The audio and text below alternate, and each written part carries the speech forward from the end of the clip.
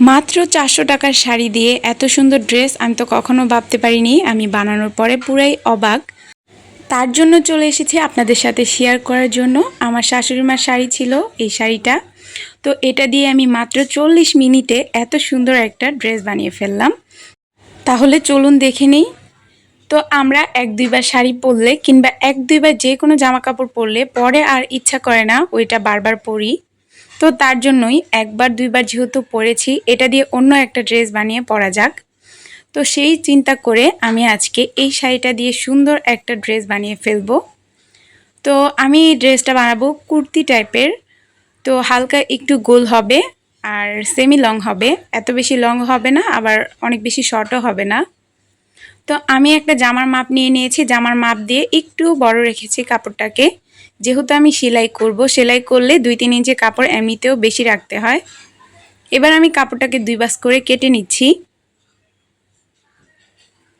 তো আপনারা বাসায় অবশ্যই ট্রাই করতে পারেন। অনেকেরই মা কিংবা শাশুড়ি অনেকেরই শাড়ি ঘরের মধ্যে থাকে যেগুলি পরা হয় না, সেগুলি অযথা এভাবে জমিয়ে না রেখে সুন্দর ড্রেস বানিয়ে পরতে পারেন।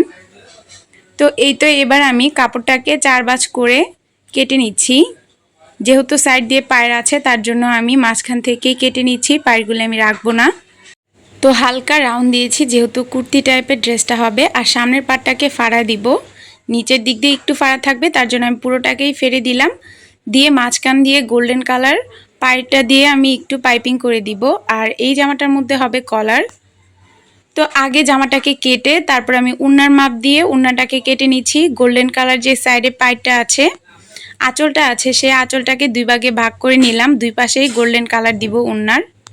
আর এটা হচ্ছে হাতা। তো আগে আমি জামা আর হচ্ছে উন্নাটাকে বের করে নিয়েছি, তারপর এতটুকু কাপড় বেঁচে ছিল, এটা দিয়ে আমি হাতা দিচ্ছি। এখন যেই ট্রেন্ডি ডিজাইনগুলি চলছে হাতার কুচি দেওয়া উপরে, সেরকমভাবে আমি হাতাটা দিব। তার জন্য আমি হাতাটাকে একটু চোখা করে কেটেছি যাতে করে কুচিটা একদম ফুলে থাকে। আর হাতাটাকেও দিয়েছি সেমি লং। এবার চলে আসলাম সেলাই করতে।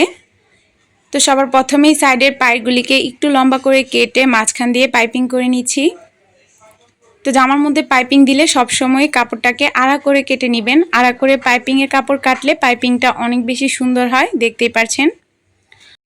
তো আমি 2 পাশে পাইপিংয়ের কাপড় লাগিয়ে নিয়েছি। এবার আমি কলারটাকে জয়েন করব, তার জন্য আগে কাঁধটাকে সিলিয়ে নিলাম। সিলিয়ে এবার কাঁধের মাপে গলার মাপে ফিউজিং কেটে নিচ্ছি। ফিউজিংটাকে কেটে আবারও মাপ দিয়ে সমান করে তারপর আমি কলারটাকে সিলিয়ে নিচ্ছি। তো এই জামাটা এত দ্রুত আমি বানিয়েছি আপনাদেরকে বলে বোঝাতে পারবো না, অনেক তাড়াতাড়ি হয়ে গিয়েছে। আমি মাথার মধ্যে এই চিন্তাটা ঢুকিয়েছি আর সাথে সাথে কাজ শুরু করে দিয়েছি, বেশি দেরি করিনি। তো এরকমভাবে শাড়ি কেটে তারপর জামা বানালে অনেক বেশি সুন্দর হয়। জামা বানাতে পারেন কিংবা লেহেঙ্গা বানাতে পারেন, অনেক কিছুই বানাতে পারেন, যার যেরকমটা ইচ্ছা। তো আমি অনেক বেশি এক্সাইটেড ছিলাম এই জামাটা নিয়ে। ভাবছিলাম যে এই জামাটা বানানোর পরে কত সুন্দর হবে। সত্যিই দেখলাম এই জামাটা বানানোর পরে অনেক বেশি সুন্দর লাগছিল, আমার কাছে অনেক বেশি ভালো লেগেছে। তো এই তো কলারটা শিলানো শেষ। এবার মাঝখানে যে ফাড়াটা ছিল সেটাকে বন্ধ করে দিচ্ছি। অল্প একটু ফাড়া লাগবো, সেটা রেখে তারপর বাকিটার মধ্যে কাপড় দিয়ে দিলাম। তো এই ফাড়াটার মাঝখানে কিছু পাল দিয়ে দিব, ওইটা লাস্টের দিকে দিব। আগে আমি পুরো জামাটা সিলিয়ে নেই। এদিকে আমি হাতাটার মধ্যে 3টা করে 6টা কুচি দিয়ে নিচ্ছি মাঝখানে। তো দেখতেই পাচ্ছেন হাতাটা কত সুন্দর ফুলে আছে। এবার আমি নিচের সাইডটাতে সেলাই করে নিচ্ছি। আর হাতার নিচের সাইডের মধ্যে আমি একটু সিলভার কালার রাখার চেষ্টা করেছি, যেহেতু ওড়নার মধ্যে সিলভার আছে আর পুরো জামার মধ্যেই বেগুনি আর সিলভারের কম্বিনেশন। তো এই তো এবার আমি হাতাটাকেও জয়েন করে নিচ্ছি। তো দেখতেই পাচ্ছেন জামাটা কমপ্লিট প্রায়। নিচের দিকে যে সেলাইটা আছে সেটা দিয়ে নিব, তাহলেই আমার জামাটা কমপ্লিট হয়ে যাবে। তারপর আমি ওড়নাটাকেও সেলাই করে নিচ্ছি। ওড়নার এক পাশে আমি সিলভার কালার পাইপটা যে কেটে রেখেছিলাম সেটা দিয়ে দিচ্ছি, তাহলে 2টা পাশ সুন্দর হবে, সমান সমান লাগবে, দেখতেও ভালো লাগবে। তো এই তো ড্রেসটা আমার কমপ্লিট। দেখতে এত বেশি সুন্দর হয়েছিল কেউ বলতেও পারবে না এই ড্রেসটা আমি শাড়ি কেটে বানিয়েছি। দেখতেই পাচ্ছেন আপনার ড্রেসটা কত বেশি সুন্দর।